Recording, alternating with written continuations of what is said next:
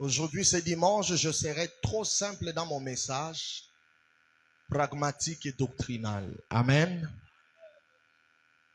Nous sommes en train de parler de 4 choses, deuxième volume, 4 choses que le fils prodigue a gagné dans la maison du Père à son retour.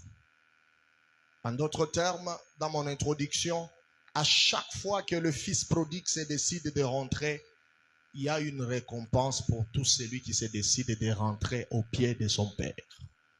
Amen. Ils étaient au nombre de 2, il y avait l'aîné, il y avait le cadet. Je serai doctrinal, je l'avise. Le cadet a demandé ses biens, sa richesse.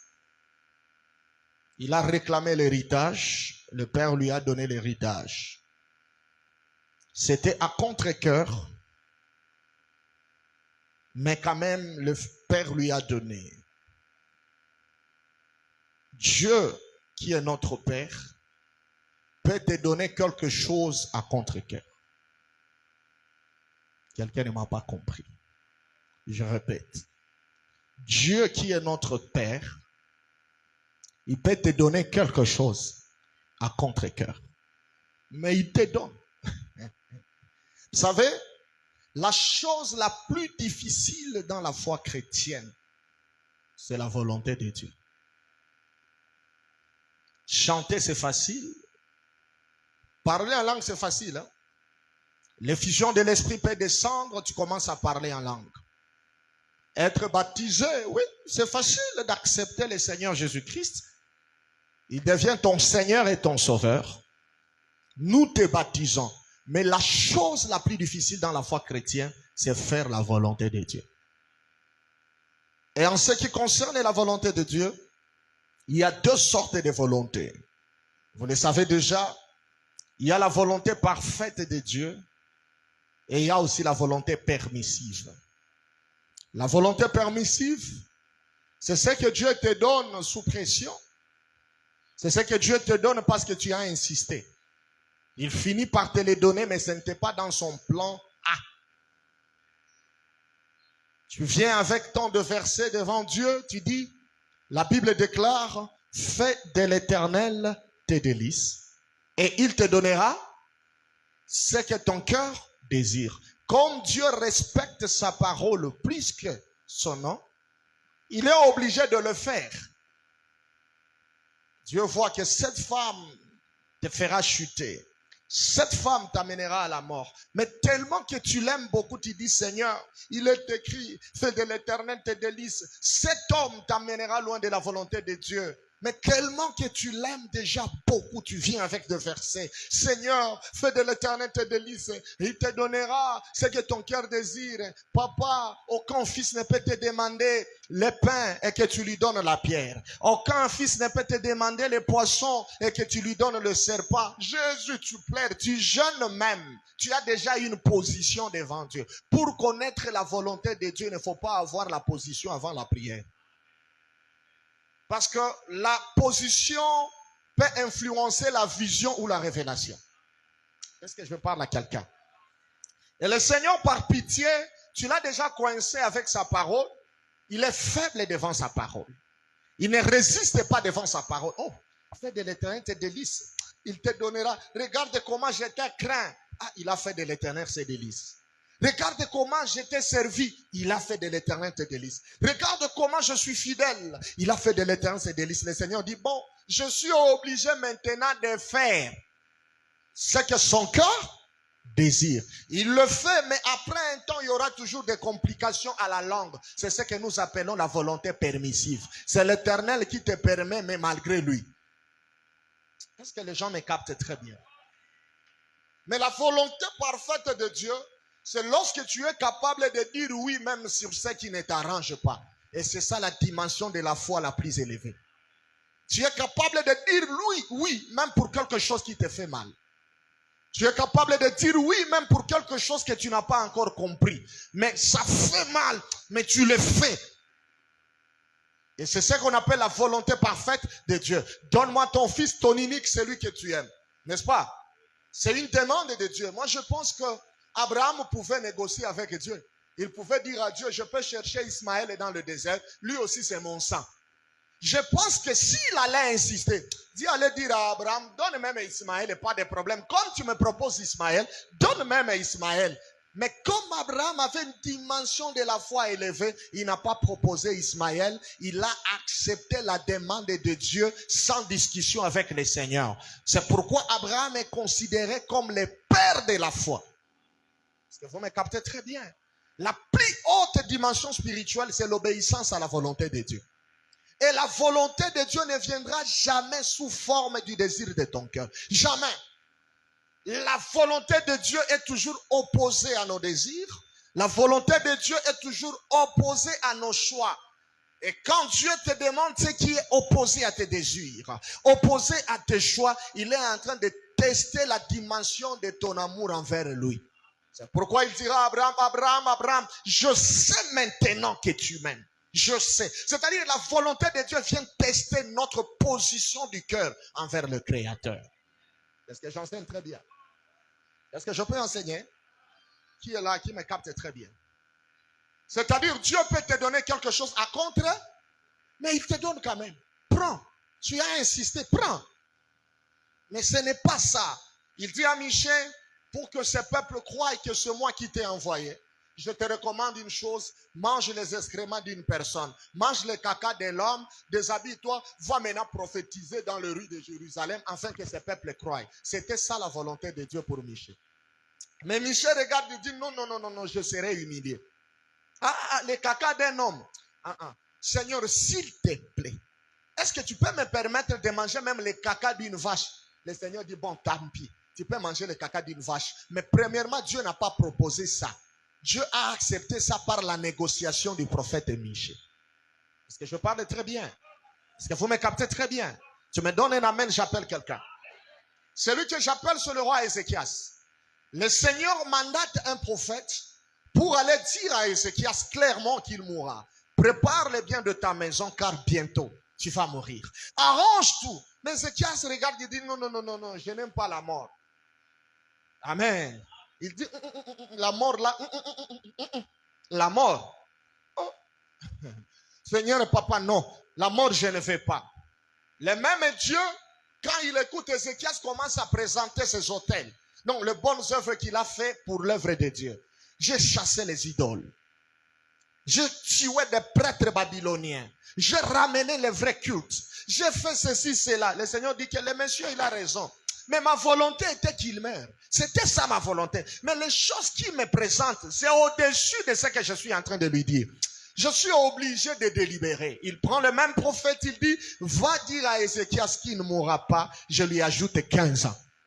Vous savez, quand Dieu ajoute 15 ans, ça ce n'est pas la volonté parfaite, c'est la volonté permissive. C'est pourquoi vous verrez, avant les 15 ans que Dieu a ajouté, Ézéchias n'avait commis aucun dégât, il n'y avait aucun problème. Mais quand Dieu a ajouté 15 ans, dans l'espace de 15 ans, Ézéchias a mis au monde un fils appelé Manassé. Manassé a commencé à faire le contraire de ce que son père faisait. Il a ramené les idoles dans les temples. Il a commencé à traiter avec les Babyloniens. Il a commencé à agir indépendamment de la volonté de Dieu. Donc le Seigneur voulait que Ézéchias meure pour que Manassé ne meure pas. Derrière chaque volonté permissive, il y a toujours des conséquences. Derrière chaque volonté permissive, il y a toujours des retours. Derrière chaque volonté permissive, il y a toujours des malédictions qui suivent après ça. C'est pourquoi grandissez dans les choses de Dieu. Ayez la capacité de ne pas refuser certaines choses. Même si c'est amer, accepte ça pour le Seigneur. Même si tu n'aimes pas ça, accepte ça pour le Seigneur. Même si ça n'enchante pas ton cœur. Être chrétien n'est pas facile. Vous savez que vous étiez mal évangélisé. On vous a mal évangélisé. Si tu crois au Seigneur Jésus, tu auras le calme, tu auras la paix. Jésus donne la joie, Jésus bénit. Ça, c'est une mauvaise chose. C'est pourquoi quand tu es sauvé, tu commences à voir le contraire de ce qu'on t'avait dit dans l'évangélisation. Il faut dire aux gens la vérité. Quand tu acceptes le Seigneur Jésus-Christ, tu n'auras pas le trône directement. Jésus dit ceci, celui qui veut me suivre, qu'il se charge de sa croix. La croix, c'est la souffrance. La croix, c'est l'humiliation. La croix, c'est l'abandon. La croix, c'est le rejet. Je n'ai pas besoin de ton amen, mais ça, c'est la parole de Dieu. Est-ce que j'enseigne très bien? Est-ce que je parle à l'église? Est-ce que nous donnons à l'église la maturité? C'est ça la réalité. Quand tu refuses la volonté parfaite de Dieu, tu peux supplier Dieu, mais ça finira par te compliquer. C'est pourquoi Jésus, il est supérieur à tous les prophètes de l'ancienne alliance. Jésus est supérieur à tous les rois de l'ancienne alliance.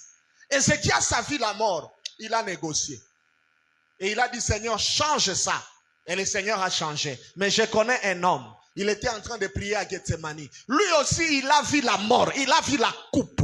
Il a supplié Dieu, Seigneur, éloigne-moi cette coupe. Il a commencé à négocier comme Ézéchias. Mais après, il s'est rappelé, non, je dois être un bon exemple d'accepter la volonté de Dieu. En fin de compte, Jésus a pris la parole. Pas ma volonté, mais sinon, ta volonté. J'accepte. Pas parce que je veux, mais la plus haute dimension de la foi, c'est accepter la volonté de Dieu. Est-ce que je veux bien parler? Est-ce que j'enseigne très bien? Vous savez, des fois nous révélons, mais nous oublions des choses préliminaires de la foi, mais qui permettent à quelqu'un de grandir et d'avoir une position. Je prie pour toi ce matin, que le Seigneur te donne la capacité d'accepter sa volonté. Écoutez, que la volonté des sorciers ne s'accomplisse pas dans ta vie au nom de Jésus. Que la volonté des hommes ne s'accomplisse pas dans ta vie au nom de Jésus. Que la volonté de ta famille ne s'accomplisse pas dans ta vie. Je déclare que seule la volonté de Dieu s'accomplisse dans ta vie. Reçois cela au nom de Jésus. La volonté de Dieu peut faire mal, mais c'est la meilleure. C'est la meilleure. C'est pourquoi il y a quelqu'un qui a dit que Dieu a toujours raison. Même à la dernière minute, tu comprendras, ah, ça m'a fait mal, mais Dieu avait raison. Est-ce que quelqu'un me capte très bien? J'ai pleuré, mais Dieu avait raison. J'ai été abandonné, mais Dieu avait raison. J'ai beaucoup souffert dans la vie avec mes parents. Nous n'avons rien. Mais Dieu avait raison de me faire traverser dans cette étape de la vie. Dieu a toujours raison. C'est pourquoi, quand la volonté parfaite de Dieu vient, il faut la recevoir. Mais le Fils a amené le Père à faire une volonté permissive. Donnez-le, il fait.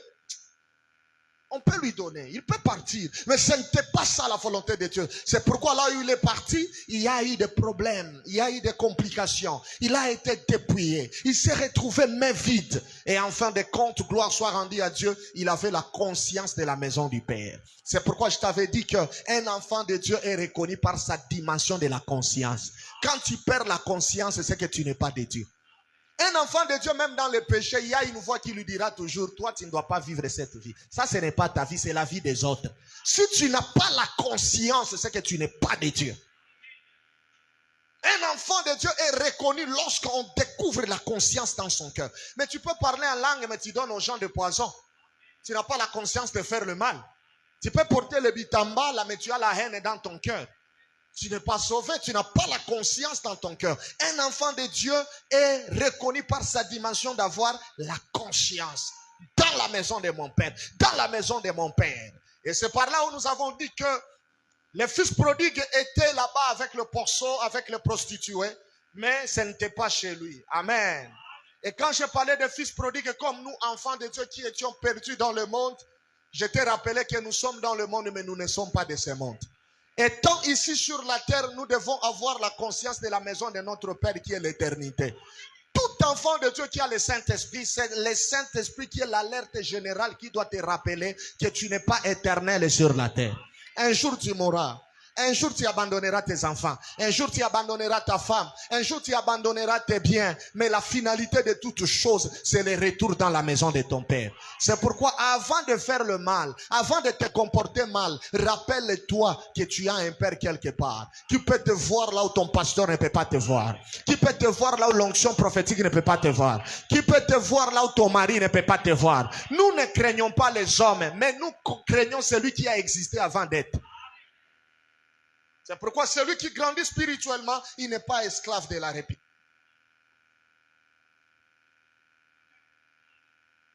Celui qui grandit spirituellement n'est pas esclave de la réputation, mais il est esclave de sa conscience.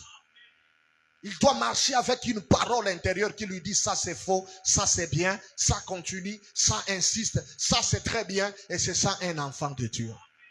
Je finis par ici. Lorsqu'il rentre, le Père le reçoit à la porte. J'avais beaucoup parlé sur ce point que le Père doit être à la porte et pas en chambre. Donc, il doit faciliter le retour du fils. Il ne doit pas compliquer le retour du fils.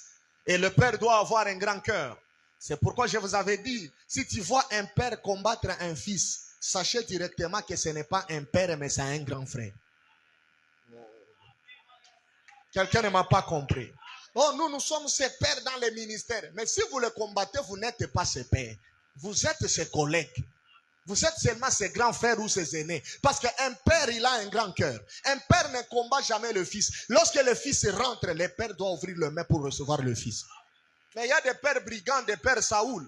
Ils cherchent même à tuer David, à mettre fin à sa carrière, à mettre fin à sa vie. Si tu commets seulement une petite erreur, il t'excommunie à haute voix à l'église. Vous savez, compte tenu de la loi de notre communauté, quand quelqu'un fait ça, on doit le mettre dans le main de Satan. Ça, c'est la haine. Ça, c'est pas l'évangile. Je vais vous poser la question, vous qui faites ce genre de choses. Je ne suis pas tellement d'accord avec vous. Réellement, quand quelqu'un peut livrer l'enfant de quelqu'un dans les mains de Satan, hein? Sa maman l'a pris 9 mois dans les entrailles. Il a commis une petite erreur, tu le prends, tu prends le micro, tu le livres, l'enfant de quelqu'un. Vous connaissez Satan? Avez-vous déjà vu Satan livrer quelqu'un dans les mains de Dieu? Même si tu commets une erreur en enfer, on ne te livrera jamais dans les mains de Dieu. En enfer, on dit désormais, on les remet dans les mains de Dieu. Satan ne fera pas cette erreur. C'est nous les chrétiens par manque d'amour. Les leaders par manque de la prédisposition de donner la chance à tout le monde. Nous avons l'audace de prendre l'enfant de quelqu'un. Nous le mettons dans les mains du diable. Ne le saluez même pas. Pourquoi? Parce qu'il a engrossé une femme. Je n'encourage pas le péché. Mais vous excommuniez la grossesse, mais vous n'excommuniez jamais l'impudicité. Or, la grossesse, c'est le produit de l'impudicité. Vous attaquez les faits, mais vous laissez la cause. Un père doit être toujours à la porte pour faciliter le retour du fils. Un père est caractérisé par un cœur d'amour. Quand le père n'a pas d'amour, ce n'est pas un père, c'est un grand frère. Ça va? Vous avez capté très bien? Pourquoi Dieu est notre père? Dieu est notre père, pourquoi? Parce qu'il est compatissant. Parce qu'il est miséricordieux. Parce qu'il est plein d'amour. Combien de fois tu as trahi Dieu? Combien de fois tu as abandonné Dieu? T'as-tu déjà livré dans les mains de tes ennemis? Deux fois tu commets des bêtises, mais tu vois, tu reçois une révélation qui te prévient. On prépare quelque chose contre toi. Et tu pries et la chose passe. Malgré tes péchés, Dieu t'aime. Dieu aime les pécheurs, mais il n'aime pas les péchés. On ne peut pas livrer quelqu'un dans les mains du diable comme ça seulement parce qu'il a engrossé, parce qu'il a fait ceci, cela. D'ailleurs, même celui qui t'a excommunié, il a des péchés chéris qui ne sont pas connus. C'est fort, hein? Vous êtes fâchés? Bon, je vous demande pardon. Je peux me mettre à genoux? Ah, amen. Alors, soyez prudents. Le Père est caractérisé par un cœur d'amour, un cœur d'aimer, un cœur pour faciliter le retour du Fils. C'est pourquoi quand le Fils était retourné, il y a 4 choses que je vais énumérer parce qu'hier, j'ai beaucoup expliqué sur ces points. Aujourd'hui, c'est dimanche. La première des choses, quand le Fils est rentré, le Père lui a donné une nouvelle robe. On lui a changé les habits. Amen. Apocalypse 9, la Bible déclare que Jean a vu devant le trône beaucoup de gens qui étaient en robe blanche. C'est-à-dire, pour être devant le trône de Dieu, il faut avoir une robe blanche. Tu ne peux pas être devant le trône de Dieu si tu n'as pas une bonne robe. Zacharie 3.1, la Bible déclare que le souverain sacrificateur Josué était devant le trône, mais sa robe était souillée. Satan l'a accusé. C'est par là que je vous ai dit que quand tu es devant Dieu avec un habit sale, le diable peut t'accuser. Le diable peut te réclamer. La sorcellerie de ta famille peut te réclamer. Il y a des choses qui peuvent te réclamer. C'est pourquoi heureux soit le sacrificateur Josué, parce qu'à côté de lui, il y avait un ange qui a changé cet habit, qui lui a donné l'habit de fête. Le changement des robes, c'est la repentance. Parce que la robe, ce sont les œuvres. Tu ne peux pas aller devant Dieu avec les œuvres du péché. Je lève ma main, je déclare que ce péché que tu as eu du mal à abandonner pendant longtemps, que l'Éternel change cette robe au nom de Jésus. Ta manière de dire amen ne me permet pas. Si j'allais te dire que tu iras aux États-Unis, tu allais amener l'argent. Mais quand je parle du péché, tu es froid. Je dis, je lève ma main, je déclare que tout comportement mauvais que tu faisais en coulisses, tu as essayé d'abandonner, tu as été incapable d'abandonner. Que le Dieu de cet hôtel, que le Dieu de mon apostolat, que celui qui m'a établi dans le sacerdoce, t'enlève cette robe au nom de Jésus. Amen. La robe, nous avions expliqué de la robe comme la sanctification. La robe comme les comportements. C'est pourquoi Élisée, tu n'auras pas le manteau d'Élie si tu ne jettes pas ton manteau. Il y a des choses que tu n'auras pas spirituellement si tu n'abandonnes pas certaines choses.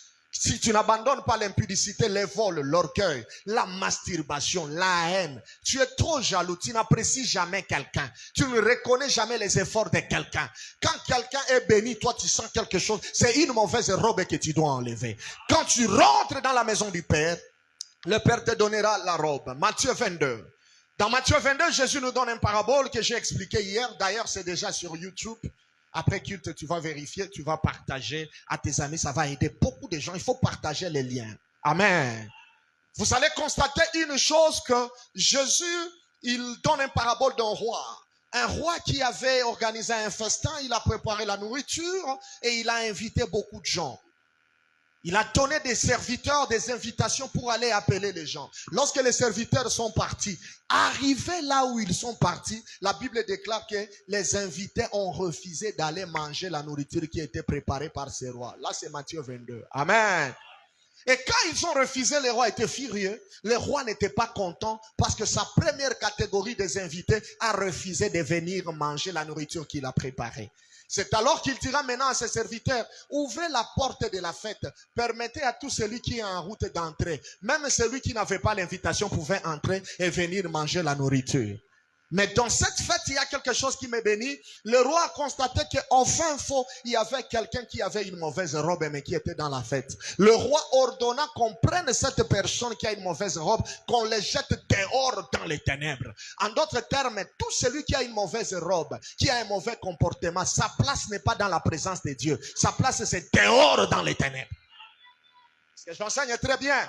Or, le véritable roi qui avait organisé la festin du salut, la festin de la grâce, c'est Jésus-Christ lui-même. C'est lui le roi des rois. Mais il avait envoyé ses serviteurs, c'est la loi, les psaumes et les prophètes. Ils sont venus avec l'invitation. Même Jésus aussi les a convoqués, la première catégorie de personnes, à venir festoyer, parce que la grâce, c'est une fête. C'est la fête du salut de l'humanité. C'est la fête de la moisson dans l'ancienne alliance. Les uns parlent de ça comme la Pentecôte. Moi, je parle de ça comme le salut. C'est la grande fête. Amen. Quand tu es sauvé, c'est une fête. C'est une grâce que tu as reçue. Mais les premiers invités de Dieu, c'est Israël. Israël a refusé l'invitation. Ils ont vaqué à leurs occupations. C'est pourquoi la Bible dit, il est venu chez le sien, mais les siens ne l'ont pas reçu. C'est alors maintenant que la porte de la grâce sera ouverte à tout le monde. Les passants, moi et toi, on était en train de passer. Nous n'étions pas invités. C'est pourquoi la Bible dit, à tous ceux qui l'ont reçu. Toi et moi, nous faisons partie de la majorité de ceux-là qui ne l'ont pas reçu. On nous a ouvert la porte. C'est comme ça que nous sommes entrés dans la fête. Et comme nous avons la grâce d'entrer dans la grâce, faisons attention. Ne soyons pas dans la présence de Dieu avec une mauvaise robe, comme la personne qui était au fin fond de la salle, mais avec une mauvaise robe. C'est bien, c'est clair, hein? C'est-à-dire la robe, c'est le comportement.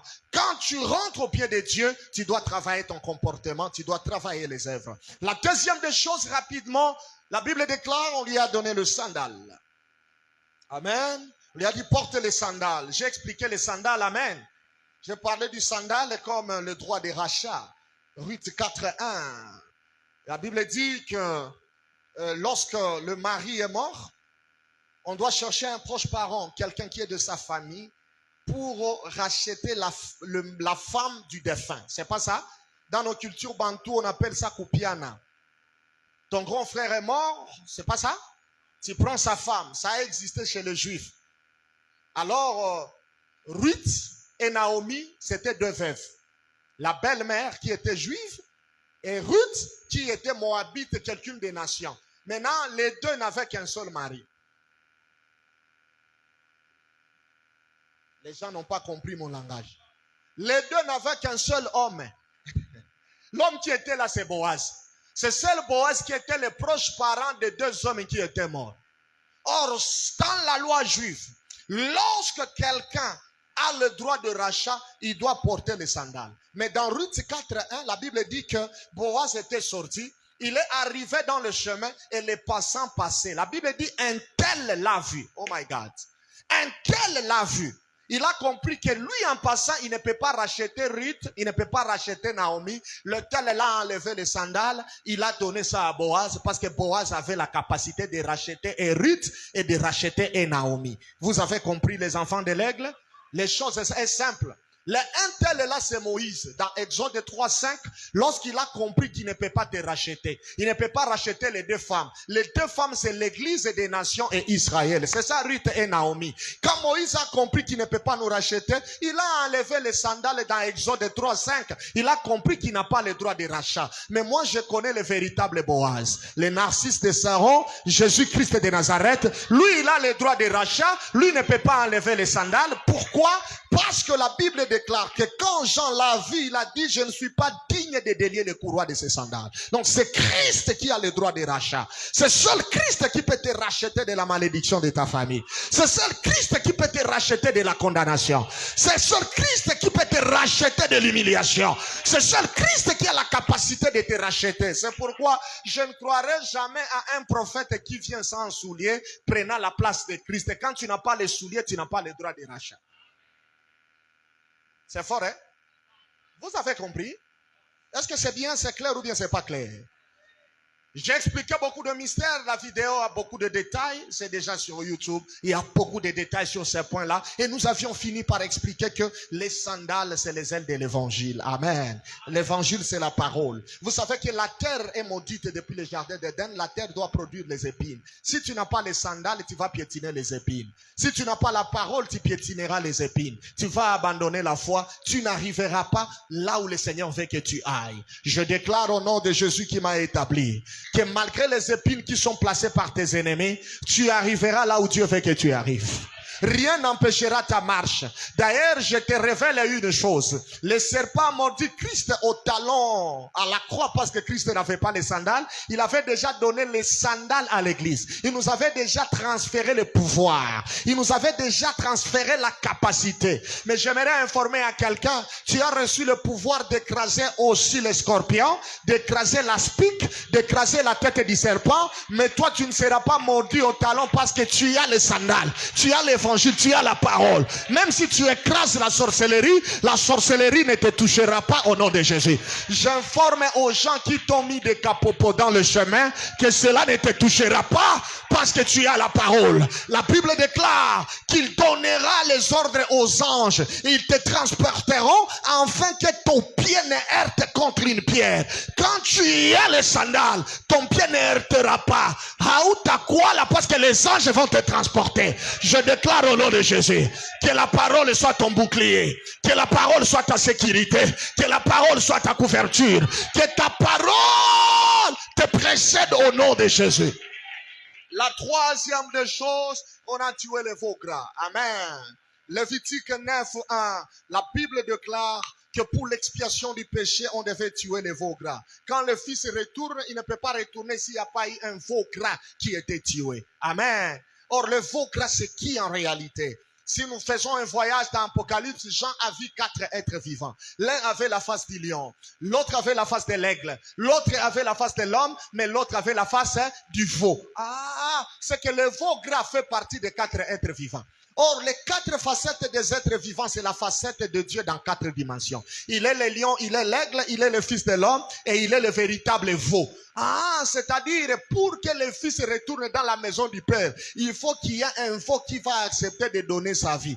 Si le veau n'accepte pas de mourir, si le veau n'accepte pas de donner sa vie, cet enfant ne retournera pas dans la maison du Père. C'est pourquoi j'aimerais dire à quelqu'un, le roi Ézéchias a refusé de mourir parce qu'il n'était pas le veau gras. Non, c'est tellement fort, ça c'est pas pour les petits enfants. Est-ce que je peux ouvrir quelque chose? Isaac a refusé la mort quand on lui a posé la question. Rebecca, c'est ta femme. Il a dit non, c'est ma soeur. Il craignait la mort. Mais je connais quelqu'un qui ne refuse jamais son identité. Lorsqu'il s'est présenté dans la cour de Pilate, Pilate a dit voici l'homme. Jésus n'a pas dit que je ne suis pas l'homme. Quand lui on le présente, il ne peut pas nier. Il n'est pas comme Abraham qui a nié Sarah. Quand lui, on dit, voici l'homme, j'aime une chose, on le regarde, on dit, n'est-ce pas qu'on dit que tu es le roi des Juifs? Et Jésus n'a pas dit, je ne suis pas le roi. Il a regardé la semaine, dit, oui, c'est toi qui le dis. Il n'a pas refusé. Pourquoi il n'a pas refusé? Parce qu'il n'a pas peur de mourir. C'est lui le veau gras par excellence. Par sa mort, tu as été racheté. Par sa mort, tu as été pardonné. Par sa mort, tu as été délivré. Toi, tu es le fils prodigue. Quand le veau gras meurt, ça t'ouvre l'accès à la maison de ton Père. Sans la mort du veau gras, tu n'as pas d'accès. Il n'y a qu'une seule personne qui était mort et qui nous a rachetés, c'est Jésus-Christ de Nazareth. C'est pourquoi moi, je ne peux pas servir quelqu'un qui n'était pas mort pour moi.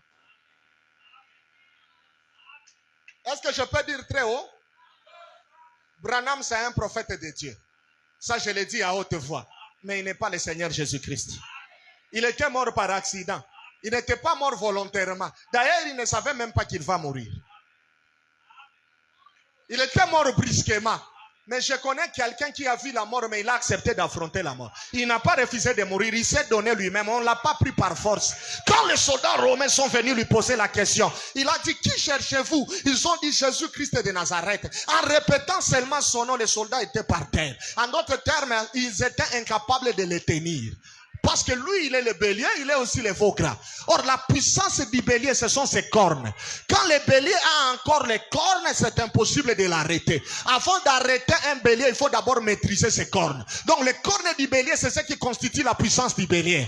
Quelqu'un ne m'a pas compris. C'est pourquoi, au temps d'Isaac, avant que Isaac ne soit tué, ils ont vu un bélier attaché aux cornes. En d'autres termes, ce bélier-là, on lui a ravi la puissance, il ne pouvait pas se défendre. C'est pourquoi quand les soldats sont venus l'arrêter, Jésus avait encore les cornes, il avait encore sa puissance. C'est pourquoi lorsqu'ils ont cité son nom, ils étaient obligés de tomber par terre parce que le bélier avait encore les cornes de se défendre. C'est pourquoi quand le bélier a compris, si je continue à me défendre, Dieu merci ne sera pas sauvé. Les Gabonais ne seront pas sauvés. Les Ivoiriens ne seront pas sauvés. Les Rwandais ne seront pas sauvés. Les Burundais, les Kenyans, les Américains ne seront pas sauvés. Je suis obligé de perdre d'abord ma puissance, de perdre mes cornes. Je me fais faible. J'accepte. Il s'est donné. On n'a pas pris Jésus par force. Personne n'a la capacité d'arrêter Jésus. C'est lui le créateur de toutes choses. Il s'est donné lui-même. C'est lui le veau gras.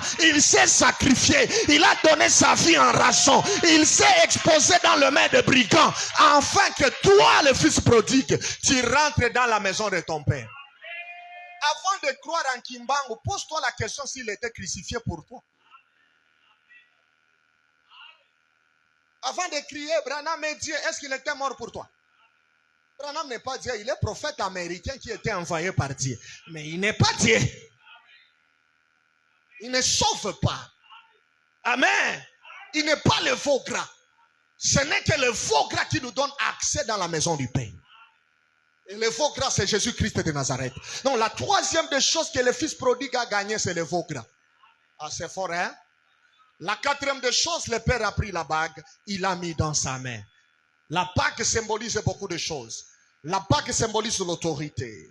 Ça symbolise le pouvoir. C'est pourquoi vous verrez, il est là, il va entrer. Celui que j'appelle, c'est le roi Pharaon. Pharaon me dira, tu parles bien. Il dira, quand Joseph a interprété la vision de la nation, j'ai pris ma bague, j'ai donné à Joseph. En d'autres termes, j'ai pris mon autorité. Oh my God.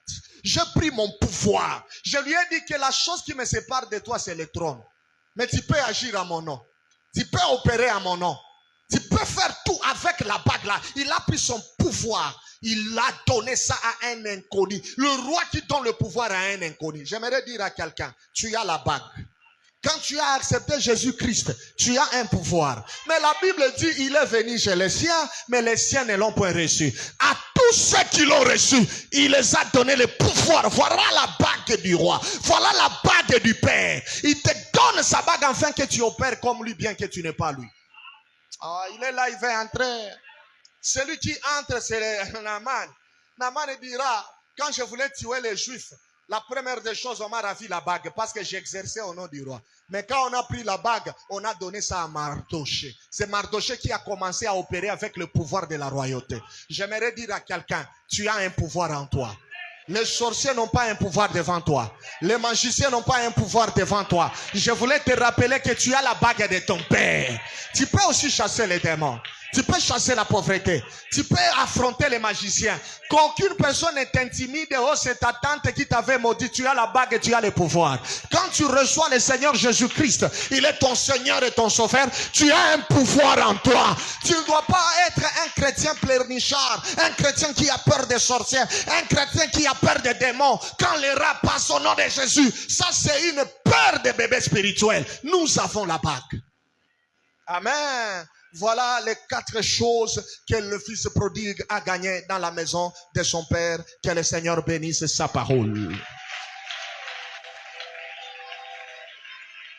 On se met debout pour la prière.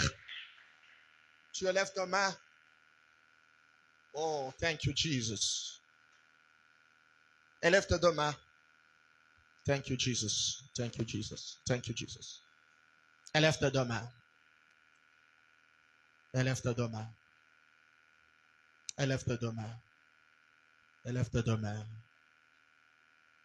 Dis Seigneur Jésus, je vais être bénéficiaire de ces 4 choses.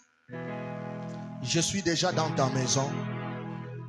Je veux que les 4 choses soient avec moi. J'ai besoin de la robe. J'ai besoin des souliers.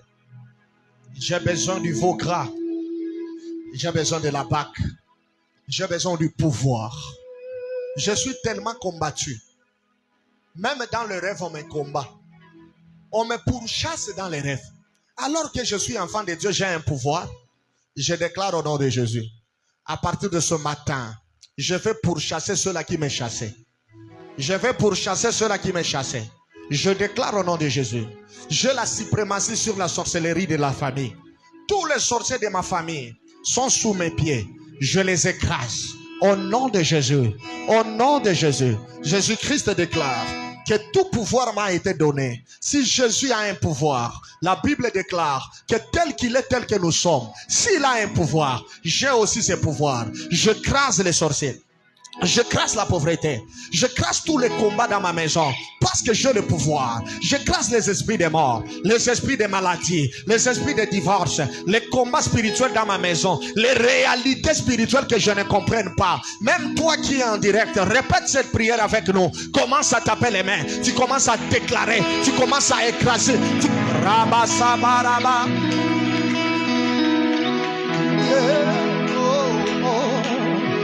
Malaika jumbingu wakusifu, wewe ndiwe mfalme wa ulimwengu. Nasi leo Bwana tunakuimbia utukufu na heshima za Bwana.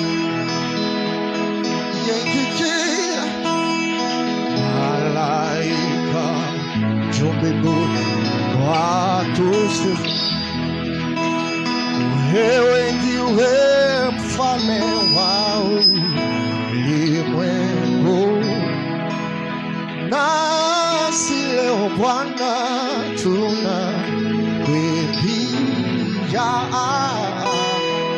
utukufu na heshima za Bwana. Imba Baba, Baba, Baba, Baba, oh Baba, oh imba mfalme,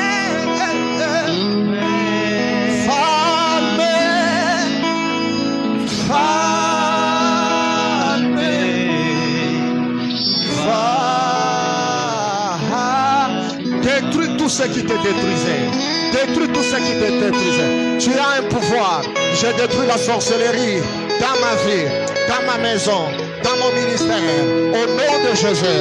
Au nom de Jésus. J'allume le feu J'ai reçu le pouvoir. J'ai reçu le pouvoir. J'écrase tout ce qui voulait m'écraser. Je détruis tout ce qui voulait me détruire. Je détruis tout ce qui voulait me détruire. Rababababa shakatarabade. Rakataraba sataraba. Rebebebebebebebebebebebebe. Rabababababababababababa. Shababababababababababa. Rebebebebebebebebebebe. Rakasata. Rebebebebe. Rakababababababa. Rezo rababa. Rebebebebebebebebe. Rabasata rabade. Rebebebebebebebebebe. Shababababababa. Rebebebebebebebebebe. Shabababababababa. Rebebebebebebebebe. Rebebebebebebebebe. Shabababababababa. Rebebebebebebebebe.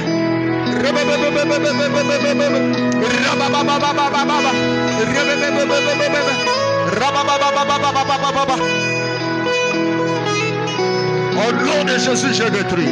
Au nom de Jésus, je détruis. Tout ce que tu diable, je détruis. Dans ma vie, je détruis. Tous les complots diaboliques, je détruis. Au nom de Jésus-Christ. Au nom de Jésus-Christ. Au nom de Jésus-Christ. Je déstabilise tout ce qui me déstabilisait.